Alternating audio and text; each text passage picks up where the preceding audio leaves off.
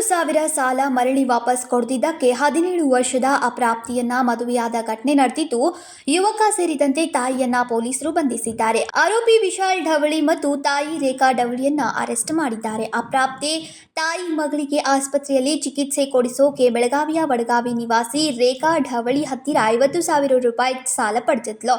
ರೇಖಾಳಿಗೆ ಹಣ ಕೊಡಲು ಆಗದಿದ್ದರಿಂದ ಚಿನ್ನದ ಒಡವೆ ಅಡವಿಟ್ಟ ಅಪ್ರಾಪ್ತಿಯ ತಾಯಿ ಹಣ ವಾಪಸ್ ಕೊಡದೆ ಹೋದ್ರೆ ನನ್ನ ಮಗ ವಿಶಾಲ್ನಿಗೆ ಮದುವೆ ಮಾಡಿ ಕೊಡೋಕೆ ಹೇಳಿದ್ದ ಆರೋಪಿ ತಾಯಿ ರೇಖಾ. ಈ ವೇಳೆ ಅಡವಿಟ್ಟಿದ್ದ ಚಿನ್ನ ತಗೊಳ್ಳಿ, ಮದುವೆ ಮಾಡಿಕೊಡಲ್ಲ ಅಂತ ಅಪ್ರಾಪ್ತಿಯ ತಾಯಿ ಹೇಳಿದ್ದಾರೆ. ಜನವರಿ 17ರಂದು ಒತ್ತಾಯಪೂರ್ವಕವಾಗಿ ಆಟೋದಲ್ಲಿ ಅಪ್ರಾಪ್ತಿಯನ್ನ ಆತನಿಗೆ ಕರೆದುಕೊಂಡು ಹೋಗಿ ಜನವರಿ 18ರಂದು ದೇವಸ್ಥಾನದಲ್ಲಿ ಮದುವೆಯನ್ನ ಮಾಡಿದ್ರು.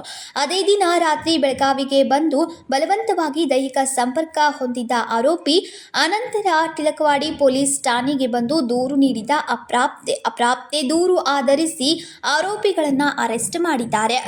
ಅಪ್ರಾಪ್ತಿಯನ್ನ ವೈದ್ಯಕೀಯ ಪರೀಕ್ಷೆಗೆ ಒಳಪಡಿಸಿದ ಪೊಲೀಸರು ಬೇಮ್ಸ್ ಆಸ್ಪತ್ರೆಯ ಸಖಿ ಕೇಂದ್ರದಲ್ಲಿರುವ ಅಪ್ರಾಪ್ತಿಗೆ ಚಿಕಿತ್ಸೆಯನ್ನ ಕೊಡಿಸಲಾಗ್ತಾ ಇದೆ. ಈ ಕುರಿತು ಟಿಳಕವಾಡಿ ಪೊಲೀಸ್ ಠಾಣೆಯಲ್ಲಿ ಪೋಕ್ಸೋ ಕೇಸ್ ದಾಖಲಾಗಿದೆ. ಸಂಕಲ್ಪ ಶಿಂದೆ, ಕೆಎಂಎಂ ಕನ್ನಡ ನ್ಯೂಸ್, ಬೆಳಗಾವಿ.